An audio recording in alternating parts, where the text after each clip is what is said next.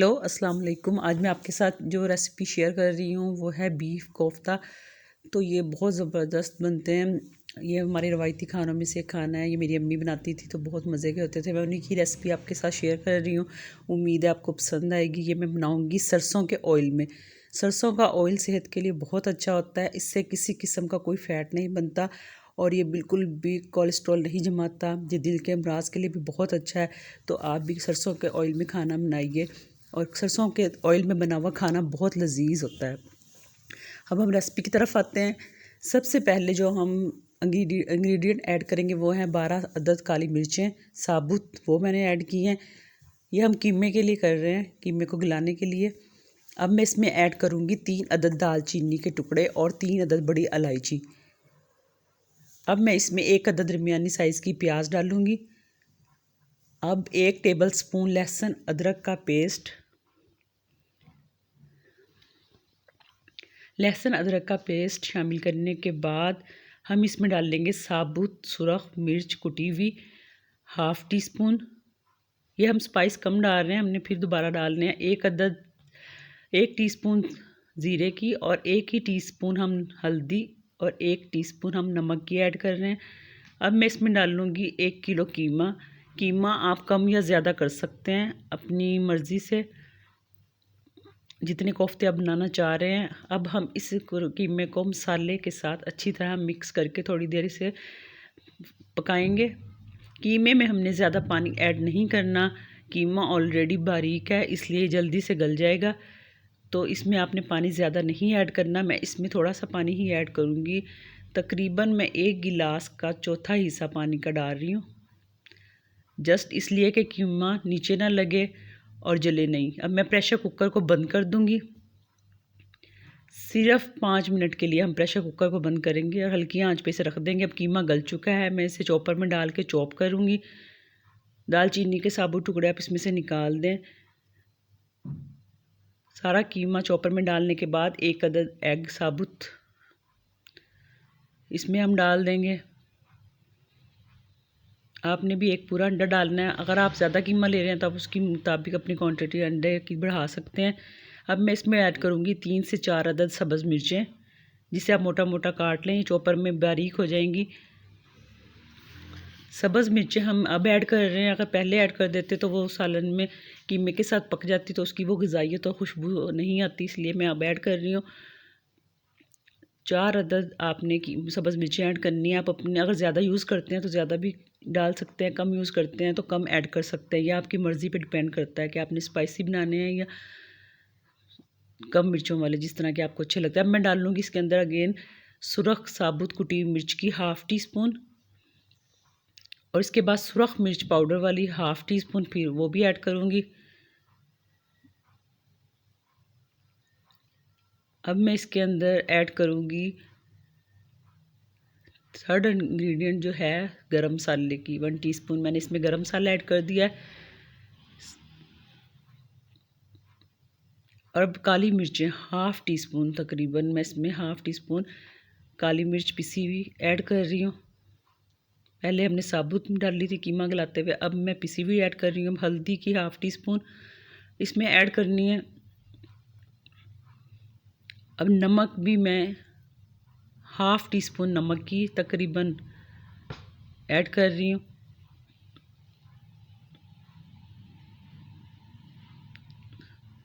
अब हमने इसमें जो साबुत सूखा धनिया 1 टेबल स्पून ऐड करनी है। अब मैंने कीमे को चॉप कर लिया, मैं इसे एक बाउल में निकाल रही हूँ। ये अच्छे से सारे मसाले इसके साथ चॉप हो गए हैं और मिक्स हो गए हैं। प्याज हमने पहले ही शामिल कर लिया था, अब हम प्याज नहीं डालेंगे।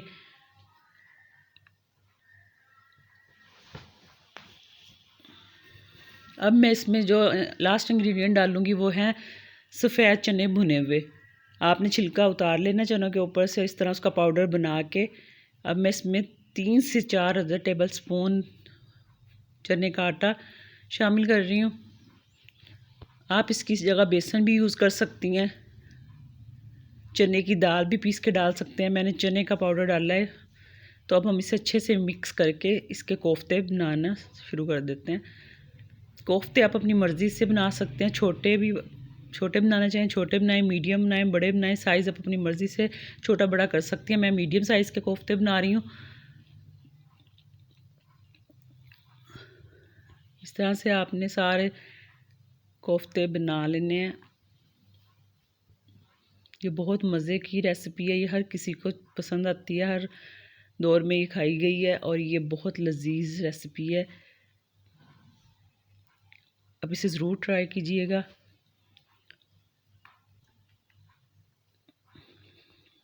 اب میں اس کو فرائی جو کروں گی وہ سرسوں کے آئل میں فرائی کروں گی۔ آپ سرسوں کے آئل میں اس کو بنا کے چیک کیجئے گا کہ اس میں کتنا ذائقہ آتا ہے سرسوں کے آئل سے۔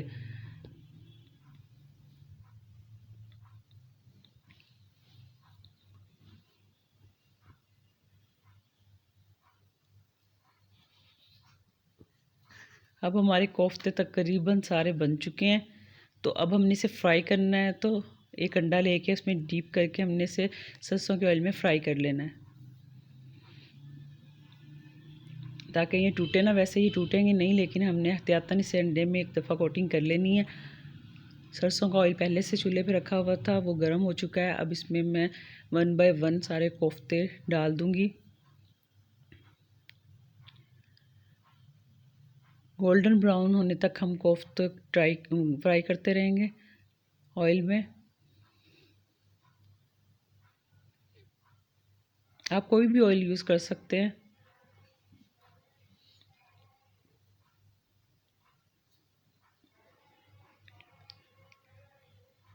میں نے سارے کوفتے اب ڈال دیے ہیں، اب میں انہیں پلٹنے لگی ہوں۔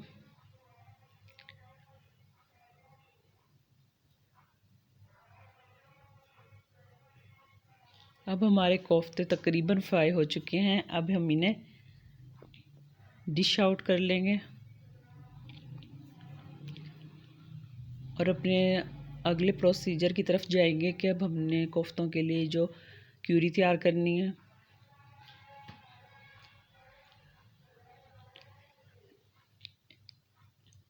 یہ دیکھیں کتنا اچھا کلر آیا ہے۔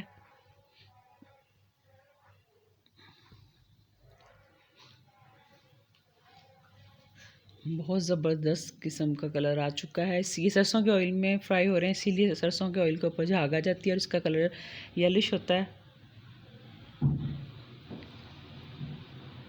اب ہم کوفتوں کو نکال لیتے ہیں۔ اب ہم اگلے کیوری کے لیے جو پین میں چیزیں ایڈ کی ہیں، جائفل، زیرہ 1 ٹی اسپون۔ اب ہم اس سے پہلے آئل میں فرائی کریں گے۔ ہلکا سا فرائی کرنے کے بعد ہم اس میں ایڈ کریں گے پیاز میں نے لی ہیں 2 عدد بڑے سائز کی پیاز میں اس میں ایڈ کر رہی ہوں۔ ہم نے اس مسالے کو ہلکا سا فرائی کرنے کے بعد گرائنڈ کر لینا ہے، اس لیے میں نے پیاز کو باریک نہیں کٹ کیا۔ اب ہماری پیاز فرائی ہو چکی ہے، یہ دیکھیے۔ اب میں اس سے چوپ کروں گی، گرائنڈر میں پیس لوں گی، سوری۔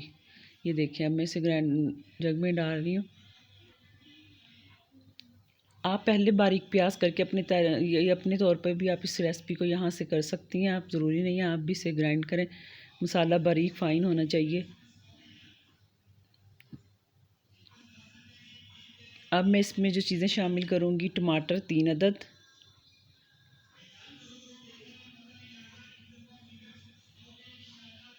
ٹماٹر ہم نے پیازوں کے اندر کاٹ لینے ہیں تاکہ وہ بھی ساتھ ہی گرائنڈ ہو جائیں۔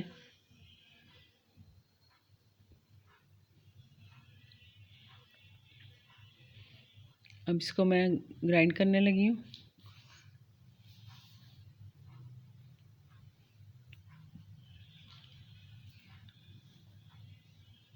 اب ہمارا مسالہ گرائنڈ ہو چکا ہے پیاز اور ٹماٹر کا۔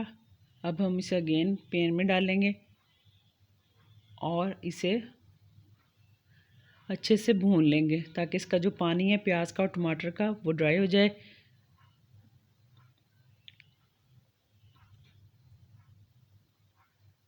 اچھی طرح ہم نے ڈرائی کرنے کے بعد اس میں اسپائسیز ایڈ کرنے ہیں۔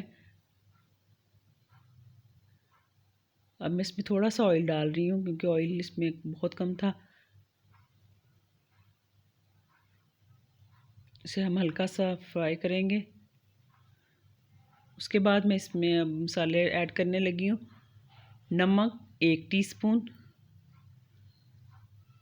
گرم مسالہ 1 ٹی اسپون، یہ مکس گرم مسالہ ہے پسا ہوا 1 چمچ، سرخ مرچ 1 ٹی اسپون۔ آپ مرچیں کم یا زیادہ کر سکتے ہیں۔ اب میں اس میں ہلدی کی 1/2 ٹی اسپون ایڈ کر رہی ہوں اور تھوڑا سا کالی مرچیں میں نے اس میں ایڈ کی ہیں، اور اس میں اب میں کوفتہ مسالے کا چھوٹا پیکٹ ڈال رہی ہوں۔ نیشنل کا کوفتہ مسالے کا پیکٹ اس میں ایڈ کر لیں، اور اب اسے اچھے سے ہم بھون لیں گے مسالوں کو۔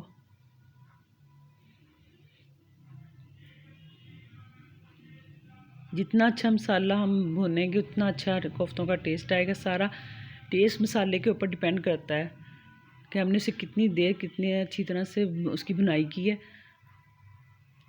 اب میں اس میں شامل کروں گی پانی۔ جس جگ میں میں نے پیاز اور ٹماٹر کو گرینڈ کیا تھا اسی جگ میں نے پانی لیا اور اس میں ایڈ کر رہی ہوں۔ پانی آپ اپنی مرضی سے ڈال سکتے ہیں، آپ کو کتنا شوربہ چاہیے کم یا زیادہ وہ آپ اپنی مرضی سے پانی ایڈ کر سکتی ہیں۔ میں نے اس میں 3 عدد گلاس پانی کے ایڈ کیے ہیں۔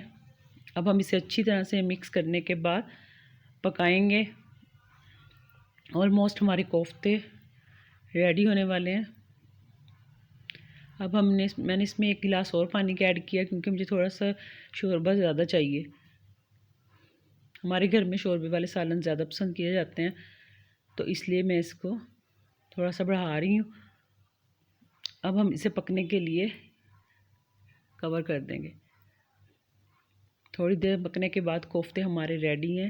میں نے اس میں کوفتے ایڈ کر دیے ہیں۔ یہ دیکھیں کتنا پیارا کلر آیا اور کتنے اچھے بنے ہیں۔ تو آپ لازمی ٹرائی کیجئے گا اور مجھے بتائیے گا کہ آپ کو میری ڈش کیسی لگی۔ امید ہے کہ آپ کو میری ریسپی اچھی لگے گی۔ اگر آپ کو میری ریسپی اچھی لگے تو لائک کرنا، شیئر کرنا اور کمنٹ کرنا مت بھولیے گا، اور بیل آئیکن کو لازمی کلک کیجئے گا تاکہ آپ کو میری آنے والی نئی ویڈیو کی نوٹیفیکیشن ملتی رہے۔ آپ اس سالن کو روٹی کے ساتھ کھائیے۔ میں تندور کی روٹی کے ساتھ پیش کرنا ہے، تو اس لیے آپ اپنی مرضی سے تندور کی روٹی چاولوں کے ساتھ بھی کھا سکتے ہیں، لیکن یہ روٹی کے ساتھ بہت مزے کا لگتا ہے۔ تو آپ اسے ٹرائی کیجیے گا، سرسوں کے آئل میں کیجیے گا۔ تو پھر مجھے لازمی بتائیے گا کہ آپ نے سرسوں کے آئل میں سے بنایا، آپ کو یہ ریسیپی کیسی لگی سرسوں کے آئل میں۔ دعاؤں میں یاد رکھیے گا۔ اللہ تعالیٰ آپ سب کو اپنے حفظ و ایمان میں رکھے۔ اللہ حافظ۔